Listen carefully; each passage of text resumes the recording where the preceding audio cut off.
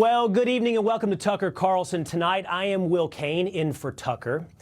Tonight, unfortunately, the world continues to flirt with World War III. This morning, according to the Associated Press, citing now a senior U.S. intelligence official, it said that Russian missiles, did the Associated Press, quote, crossed into NATO member Poland, killing 2 people.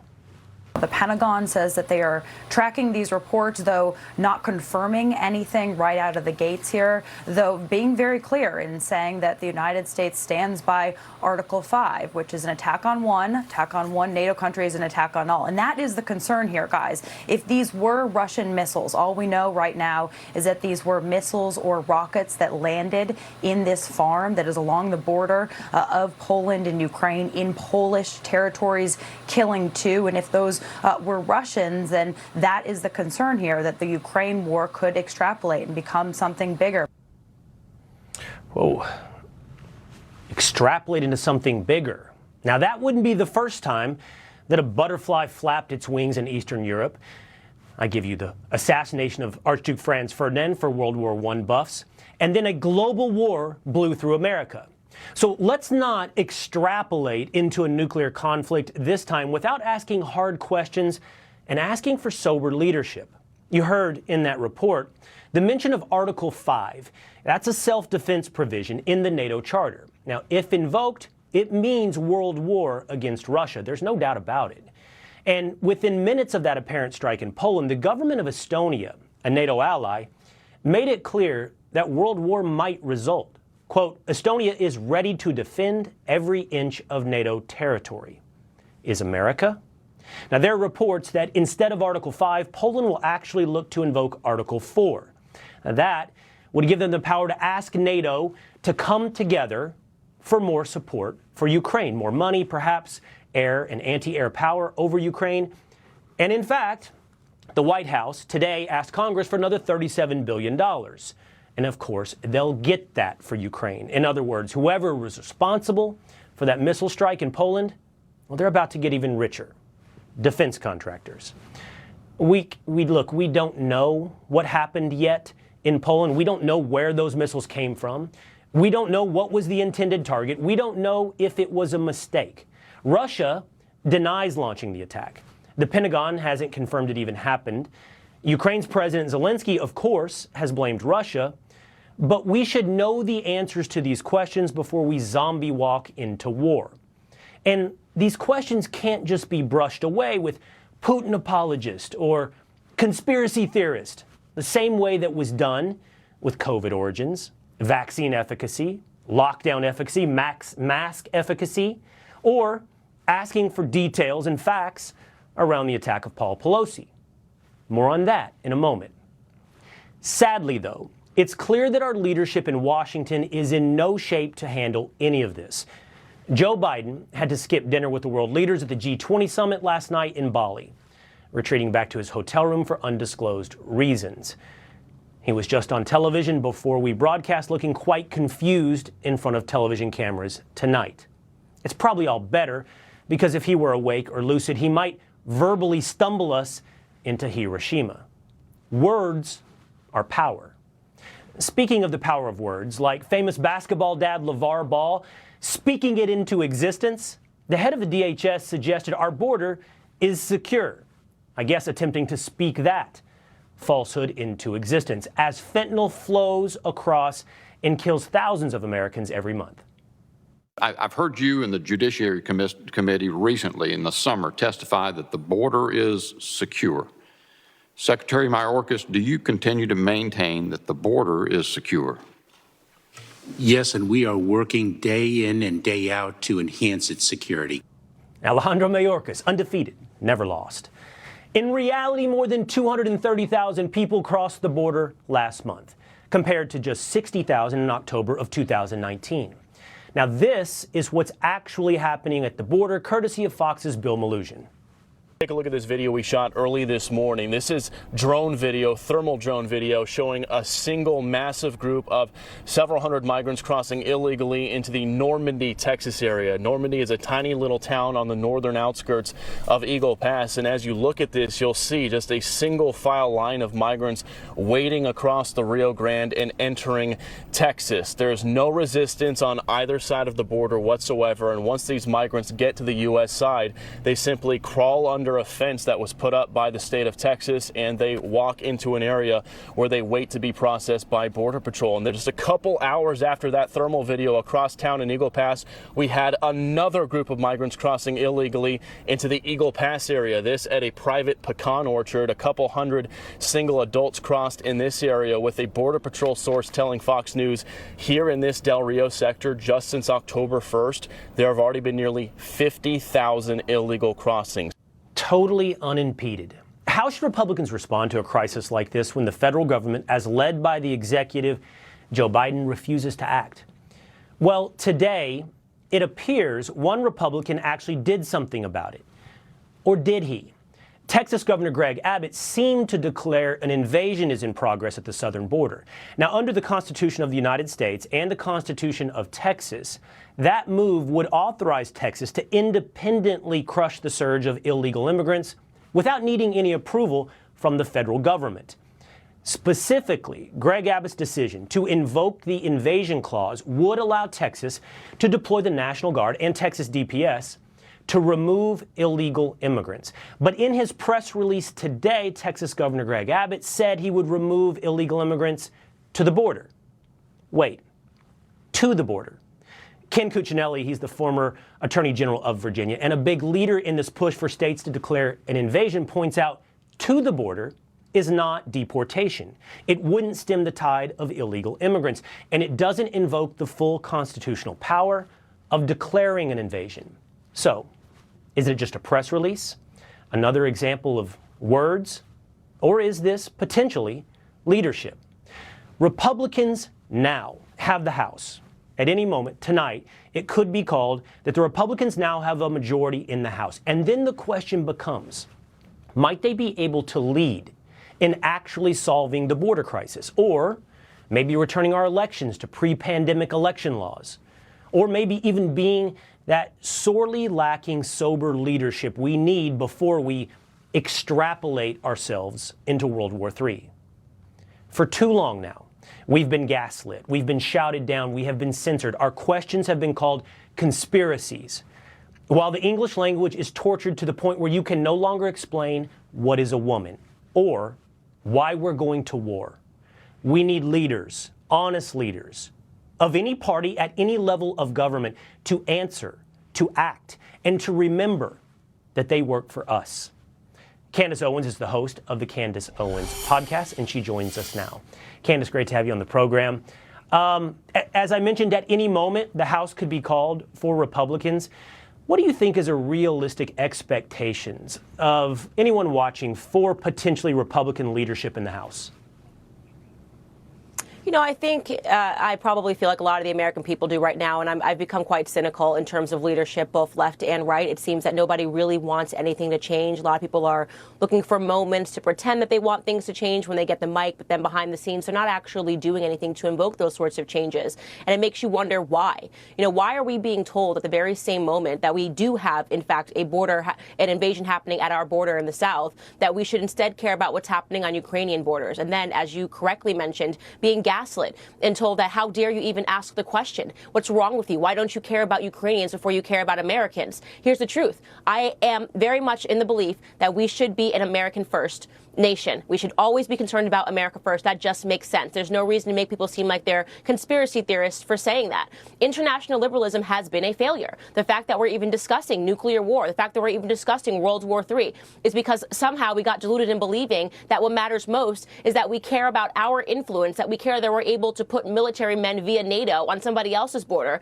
and that we don't care at all about the many issues that are happening, chief among them being the fentanyl crisis, which you mentioned. It's hard to imagine that even our politicians care about the fentanyl crisis when they are giving so much money and funding to the FDA, the CDC, all of these people that are working in cahoots with politicians to lock down American lives and to supply the market with more drugs, whether that be via vaccines, the opioid crisis, which was created by manufacturers of drugs, and nobody is ever held accountable. So I hate to say this, but no, I'm feeling quite cynical tonight in thinking that there's ever going to be any changes when we don't even have political leaders that are willing to tell the truth for fear of being called, I don't know, an election denier, an anti-vaxxer, all of these words, as you've correctly mentioned, that are used to smear us and to libel us when we're simply looking for truth.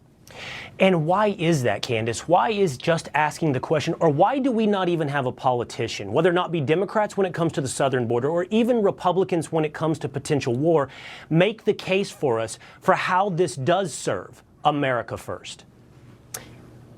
I think the reason is because they're either A, fearful, as I mentioned, because they're being called names like they're in the second grade. I'm so scared. I don't want to be called an election denier. I don't want to be called this or called that, and they're fearful. Or the second answer is that they're bought and paid for, right? These people are accepting money from lobbyists, and they say, okay, I'll go along with this narrative, and they're voting to line their own pockets in the end. And it brings into the question of whether or not lobbying should be even legal here. It's not legal over in the United Kingdom, where my husband is from, and I always have that discussion. And I think that the American people feel that when they talk about rhinos, people that are Republican in name only, but obviously have allegiances to many other things, not being the Americans first, and they gaslight their own people and talk trash to us when we say, you know what, we don't want to be involved in Ukrainian war. We don't want to give billions of dollars. You just told us that we were getting out of Afghanistan, which, by the way, people should be held accountable. Want to talk about what the House can do? Bring impeachment hearings. Because if Donald Trump had gotten out of Afghanistan the way that Joe Biden did, you better bet anything that he would be facing an impeachment for probably the third time.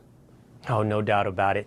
So you point out there, and we'll do this quickly together here, Candace, if Republicans take control of the House, there will be a long list potentially of priorities that we will watch to see if they do find accountability when it comes to, as you mentioned, Afghanistan, or Hunter Biden's laptop scandal that could indict corruption at the highest levels of the American government, or, as we'll talk about a little bit later tonight, this scandal with FTX. What do you want to see, Candace, as a priority from the House of Representatives? Any of them, anybody being held accountable, not just paper pushing, not just congressional hearings, not people just talking to us and saying, look, we're asking the tough questions. We don't want tough questions. We want tough answers.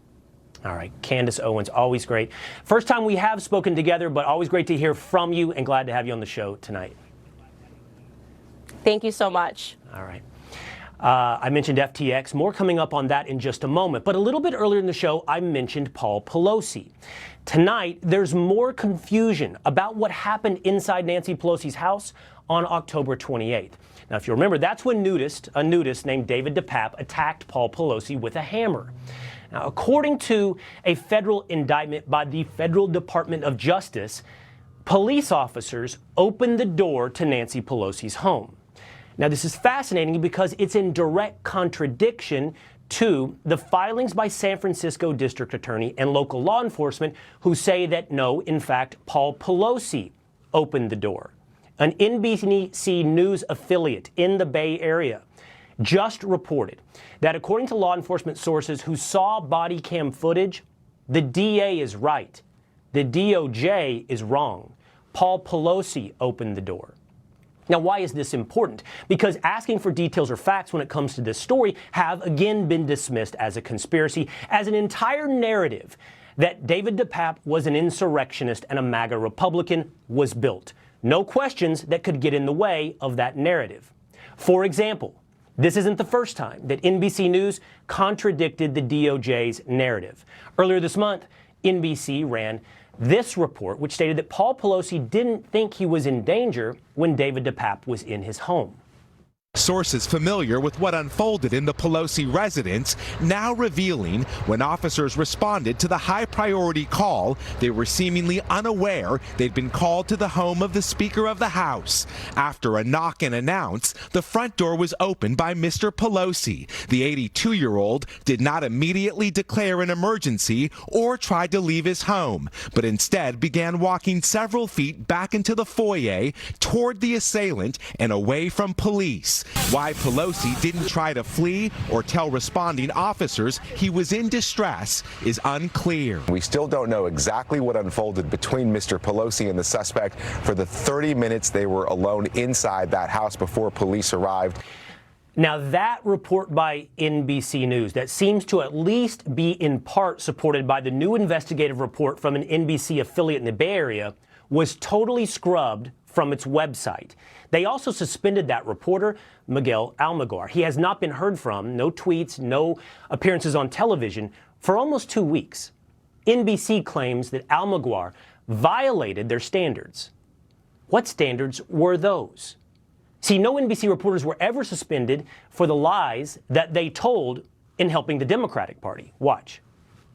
Right-wing media has been focused on Hunter Biden, this laptop that intelligence officials have warned is likely Russian disinformation. The story is preposterous, right? The story is preposterous. So we're supposed to believe that Hunter Biden, in a drunken stupor, dropped off his laptop in, I guess, apparently QAnon repair office. It is so obviously a Russian operation. This looks like Russian intelligence. This walks like Russian intelligence. This talks like Russian intelligence. This effort by Rudy Giuliani and the New York Post and Steve Bannon to cook up supposed dirt on Joe Biden looks like a classic Russian playbook disinformation campaign. That, all of those lies, all of that misinformation was apparently up to NBC standards. This report that we now know or suggest is true below NBC standards. You can see him on the screen. He's Buck Sexton. He's the host of the Clay Travis and Buck Sexton Show, and he joins us now. Buck's also a former CIA officer. Buck, help me make sense of this. What's going on? Well, Will, I think it's pretty straightforward. This is yet again the American people being shown what the rules of so-called journalism are. Liars get Pulitzers and truth tellers get fired, or in this case, suspended. Because it's all about activism. It's all about support of the partisan narrative in the moment. I mean, as a former intelligence officer, watching those clips of people saying that the Hunter Biden laptop was Russian disinformation, there's not much left of the intel community these days in terms of reputation to protect, but they were certainly trying to destroy it there, and they did a good job of it. We see this time and time again, where even if eventually the truth comes out, there's no punishment. I mean, we didn't even get into Russia collusion, for example, where the entire Democrat-aligned corporate media spent 4 years. They still say it's kind of true in some ways. You ask them how, they don't really ever explain it. But, Will, they understand that these are actually the rules. This is what we are dealing with. This is not a bug. This is a feature. This is the desire of the Democrats to use the biggest media outlets they possibly can to tell the most important lies, the biggest lies, or even just suppress the truth in moments of peril for their power. And we saw that with the Hunter Biden laptop. And with the Nancy Pelosi story, I would just point out, Paul Pelosi's story, the security situation alone is worthy of a serious deep dive. How is it that this guy, if he was invited in or wasn't invited in, was able to attack Nancy Pelosi's husband, the police response? All of this should be something that journalists want to know right away, but they're trying to slow walk this because they know that there was a story to tell at the time to help Democrats in an election, and that was all that mattered. There was a story to tell. Are you referencing there, Buck, the entire narrative, this ornate narrative that was built upon a foundation that David DePape was a MAGA Republican and somehow, therefore, this is connected to January 6th? That was the narrative that was built with very few facts to support it underneath. And now we understand that if you ask for facts which are now coming forward to try to clarify what is the story, you're guilty of conspiracy. No need to make an affirmative case, right? Simply questioning the facts makes you guilty of a conspiracy. Yeah, what you've seen here, Will, is that they will actually weaponize the most basic principles of fact-finding and what's supposedly journalism against people. You ask the question and you're the bad guy. I mean, we just saw in the horrific tragedy of Uvalde, for example, police initially were lying. The reports initially were entirely false. And there was a reason for that, right? There were people who were trying to cover up for their entirely inadequate and honestly awful response. So in this instance, you just want to say, well, why can't we know the truth? If it's so straightforward, if it's such an obvious story, why are there two law enforcement agencies that have different facts? Right. That's just a reality. They can say that it's QAnon or conspiracy or lunacy, but how about just the truth? But, Will, we all know they didn't want that before the election, and they're not going to want it on this issue for a long time. Someone's going to need to get that body cam footage, the local DA, and that local affiliate in San Francisco on the same page because their facts are getting in the way of the previously built narrative. Buck, always great to talk to you. Thanks for being with me tonight. Thanks, my friend. All right, we told you, Joe Biden is currently at the summit of world leaders. It's called the G20. But there are other powerful individuals there, too. People like Bill Gates and Klaus Schwab. What are they up to? That's next.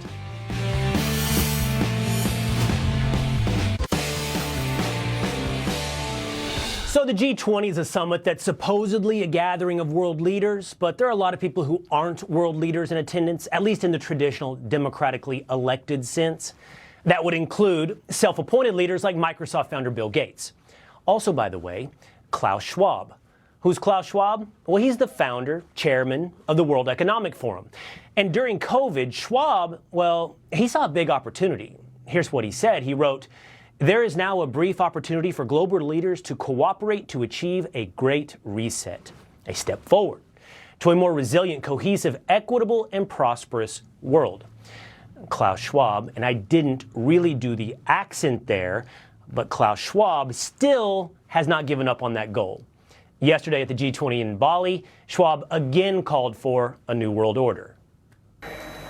What we have to confront is a deep, systemic, and structural restructuring of our world. And this will take some time. And the world will look differently after we have gone through this transition process. Politically, the driving forces for this political transformation, of course, is the transition into a multipolar world, which has a tendency to make our world much more fragmented. I know it's been said, but I can't get it out of my mind, and neither can you as we watch. I mean, that's the embodiment of a Bond villain. And look, nobody voted for this guy. So why is he lecturing world leaders about his plans to transform the world? To have us all eat bugs, live in mini houses, own nothing and be happy? And while we're asking questions, why was his organization, the World Economic Forum, promoting FTX, the cryptocurrency exchange, completely today engulfed in controversy? We'd like the answer to those questions, but of course we'll never get them. Speaking of FTX, the New York Times just put out a softball article on the whole situation. The New York Times, in that article, failed to mention fraud, well, of any kind. Instead, they describe FTX's founder, Sam Bankman-Fried, as a selfless individual who made a few mistakes. Yeah. The article doesn't mention SBF, as he's known, massive donations to the Democratic Party either. But some reporters are looking into this whole thing, and one of them joins us now. It's Charlie Gasparino, who, by the way, has new information on SEC Chairman Gary Gensler's meeting with SBF before its collapse. Charlie's a senior correspondent with Fox Business, and as I mentioned, he's with us here now tonight. So, Charlie, what's your new reporting on this connection with SBF? Well, he was pushing an SEC-approved crypto exchange, something that other crypto exchanges, not even FTX, has. The sort of blanket approval of the SEC, the blessing of it, and it would have been a big business venture. He's going to do it with another trader on Wall Street, a guy named Brad Katsuyama of IEX. And you know, I don't want to say that the SEC was poised to approve it, but they got pretty far off they were going pretty fast, hard on this thing, and you know, they were having multiple meetings with the SEC even after the initial Gensler meeting in March. So, you know, I think one of the interesting things here, and I guess the book on this guy, is how did he hoodwink so many people? And I'm talking to him all the time. I mean, he blew a blue streak of you-know-what constantly. He virtue signaled better than anybody else, you know, given to charity, given to the Democratic Party. He hoodwinked journalists that he was a great investor, when it was so odd that he was still giving money, expanding his empire, even as crypto started to correct or massively corrected. I kicked myself in the rear end not looking at that, because that was a tell. You know, how does he give money to all these outfits when the whole crypto industry is getting crushed? You know, where is he getting that money from? And now the question is, did he take it from investors that have a wallet? That's how you trade crypto. You put a wallet on your exchange. Did he take that money and misappropriate it in other ventures? And, you know, this is a long process, and it's, you know, he could be the next Bernie Madoff. He could just be a dumb kid. He's 30 years old. One thing that I'm sure he is He's not what he said he was. And, you know, we did not question this enough. Think about the campaign contributions he gave. Yeah, he gave them to Democrats. He also often gave them to Democrats that were on committees that had, you know, sort of regulatory oversight on crypto. So it wasn't sort of altruistic, so to speak. Right. And, you know, he opened a lot of doors with those donations. I can't imagine that his phone call to Gary Gensler, the head of the SEC, I can't imagine that, you know, he didn't, you know, that wasn't in the back of Gary Gensler's mind, knowing that he gave so much money out there to, you know, to Charlie, even his boss, to Joe Biden. I don't know if it's criminal. It certainly seems criminal to take money from people's crypto wallets and appropriate it to your own ends. And it certainly looks like you're buying insurance policies with all these donations to politicians. But one thing it was, as he lives in a brothel in the Bahamas, I believe, essentially, having fun with his friends while running this crypto exchange, is it shows the power of the fraud of virtue signaling. He duped a lot of people who were probably willing to be duped here. And I'm not talking about on the consumer end. Those people are the victims. These politicians and venture capitalists were either willing or absolute rubes in getting duped. I mean, it is just really amazing that, you know, no one... Now, just in their defense, apparently he did show the books to people, okay? He did show the books. It's what was in those books that, you know, is going to come up, is going to be questionable. So we'll know a little bit more in the weeks, maybe even days to come. Right. This is unfolding rapidly. Yeah, and it promises to possibly domino across the economy, so we need to be paying attention to this story. Charlie Gasparino, thank you for your time tonight. Anytime. All right, so a mob of unhinged trans activists descended on an event being organized for women to speak about gender ideology. The women, the biological women, were threatened and harassed. One of them joins us next to explain exactly what happened. Also, we're monitoring the former president's event that is underway at Mar-a-Lago later this hour. We're going to bring you any news on that event as we get it.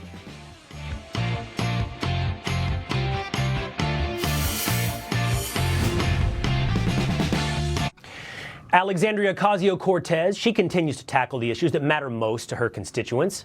There's some drama tonight involving AOC Ticketmaster and Taylor Swift. To unpack all of it, we're going to turn to Trace Gallagher. Trace, what's going on? Hey, well, long before Taylor Swift tickets went on sale today, a growing list of Democrats have been calling Live Nation Ticketmaster a monopoly that needs to be broken up. Of course, the irony here is that the Live Nation Ticketmaster merger was approved by the Obama DOJ back in 2010, and it was applauded by some of music's biggest stars like Eddie Van Halen and the members of the band Journey. And since then, the stories attacking the merger have mostly been relegated to Rolling Stone, Hollywood Reporter, and technology websites until a few hours ago when Taylor Swift tickets went on sale, and every media and social media outlet quickly realized the Ticketmaster system could not handle demand and proceeded to have an epic fail. The fans were outraged, and as you mentioned, so was Representative Alexandria Ocasio-Cortez, who tweeted, quoting, "Daily reminder that Ticketmaster is a monopoly. Its merger with Live Nation should never have been approved, and they need to be reined in. Break them up."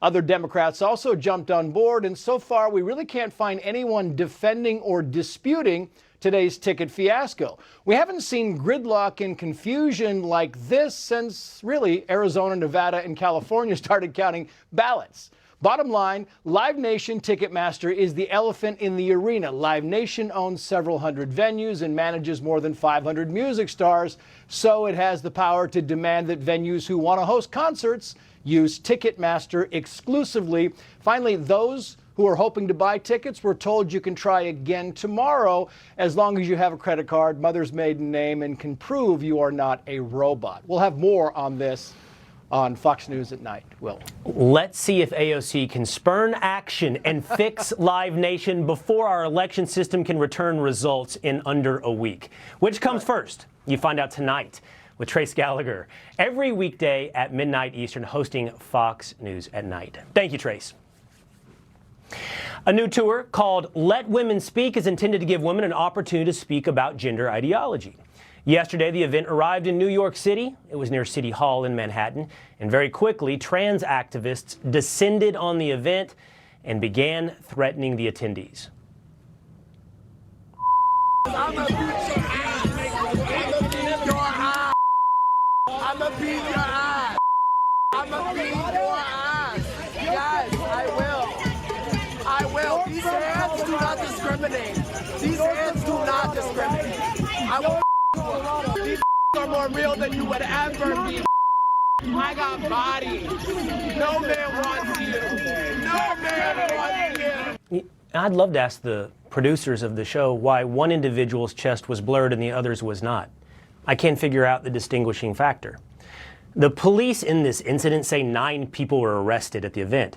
And Gina Hoke is a pro-female activist. She was among the attendees who was threatened in that video you just saw. She was on the other side of those threats, and she joins us now.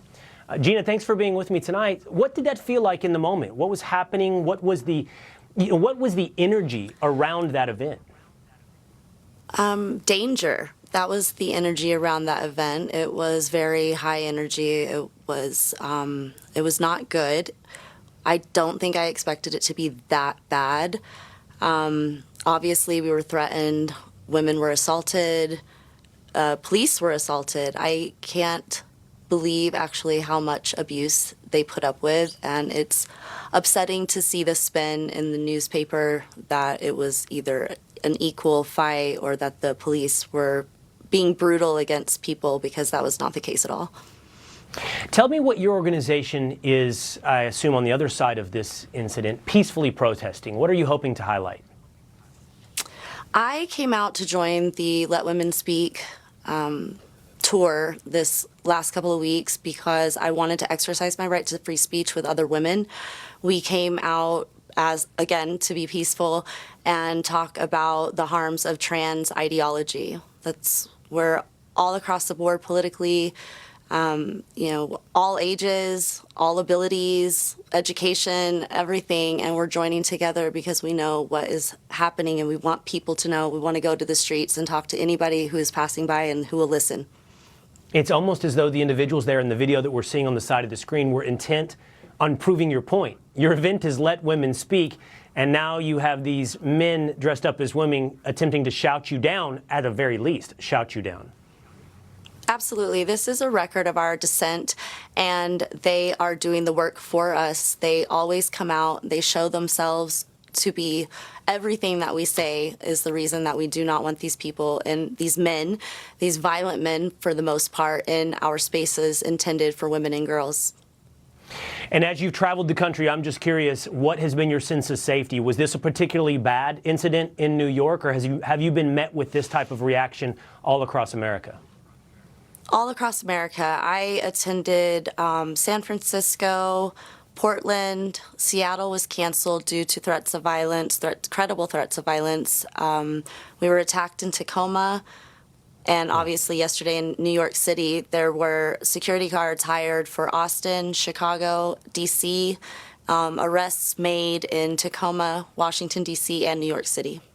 What a wild situation today that this right here is controversial, that you standing up for women. What used to be the embodiment of feminism today is now called bigotry. What a fascinating and sad moment of American history. Gina, thank you for sharing your story with us tonight. Thank you so much for having me on. You bet. All right, there's a wild phenomenon happening across America, and nobody is covering it. Livestock are dying in inexplicable numbers and with inexplicable deaths. We'll talk about to one of the leading individuals who's been investigating that next.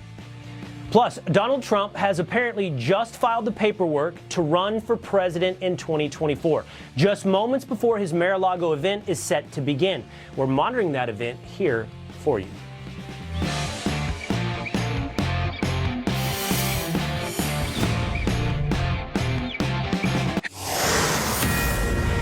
This is a Fox News alert. Our job is to report the news to you as it happens, and it is happening. Donald Trump has apparently just filed Federal Election Commission paperwork to seek the presidency in 2024. That's according to the latest reports. He's expected to make this announcement just moments from now at his Mar-a-Lago home in Palm Beach, Florida. You'll be able to watch that right here on the Fox News channel in just moments. We'll keep monitoring this event for you until that time. All right, Joe Biden flew all the way to Asia to meet with world leaders. It hasn't gone very well. Tonight, Joe Biden held a roundtable with G20 leaders. He looked dazed and confused throughout the event.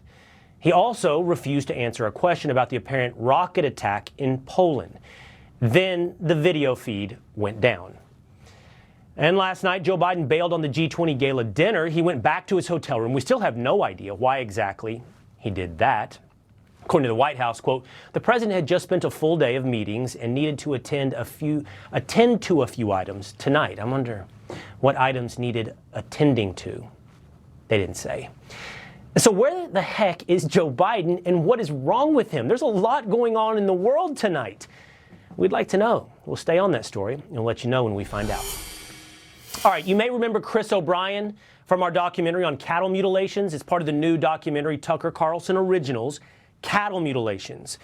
What he had to say was so fascinating. We had to invite him back for another hour for an episode of Tucker Carlson Today, and here is part. People that say it's aliens coming down to gather genetic material to hybridize their dying race, which is a very popular, I think, kind of a misconception.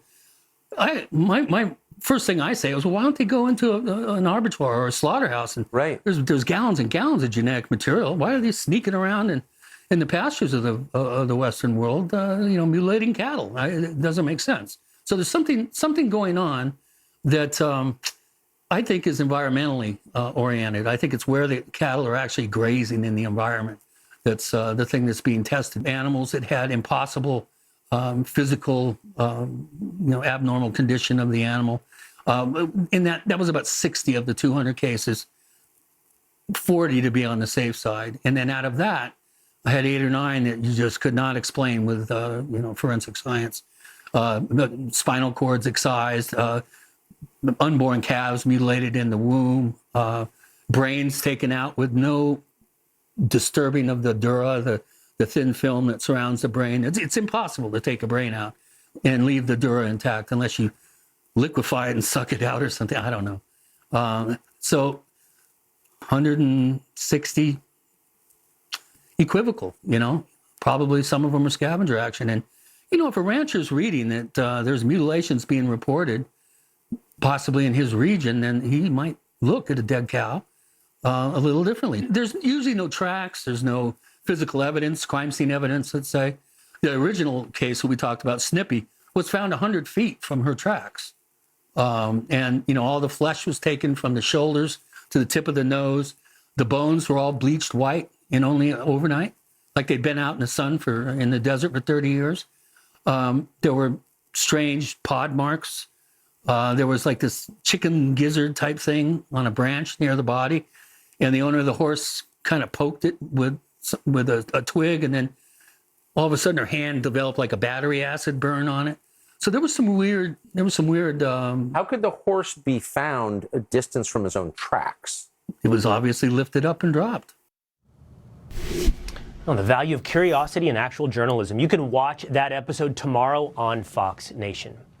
Meanwhile, we're still monitoring former President Trump this hour. He's at Mar-a-Lago. You can see the crowd gathering there for a big announcement.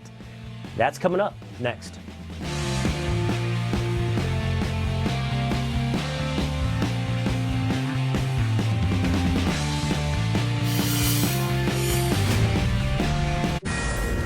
This is a Fox News alert. Fox News has now just confirmed that Donald Trump has officially filed paperwork to run for president in 2024. That happened just moments ago, right before Joe Biden took the podium in Bali, Indonesia, to answer questions about the missile strikes that hit Poland earlier today. Joe Biden says the United States will continue to investigate that attack, and you will hear from former President Donald Trump in just moments.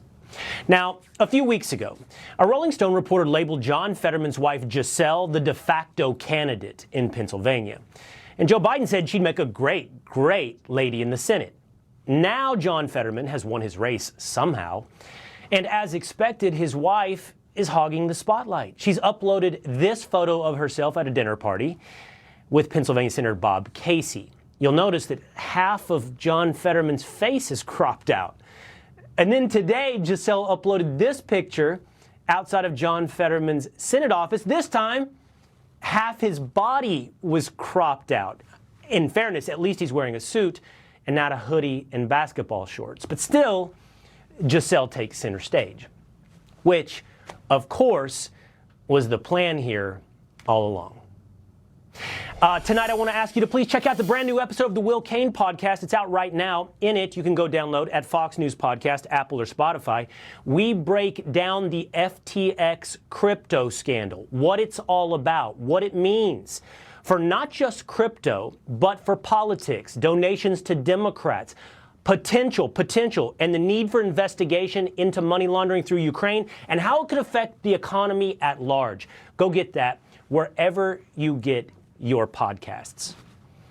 All right, that's going to do it. That's about it for us here at Tucker Carlson tonight. But you can check out this show each night, 8 p.m. Eastern Time, because it is the show that is the sworn enemy of lying, pomposity, smugness, and groupthink. Tucker Carlson will be back in this seat tomorrow. Coming up now, though, is the great Sean Hannity with a big announcement this evening, as we're set to hear from former President Donald Trump. You don't. That's okay. That's fair. I'm not making Yes. All right, I'm running for president. No, I'm not. Just kidding.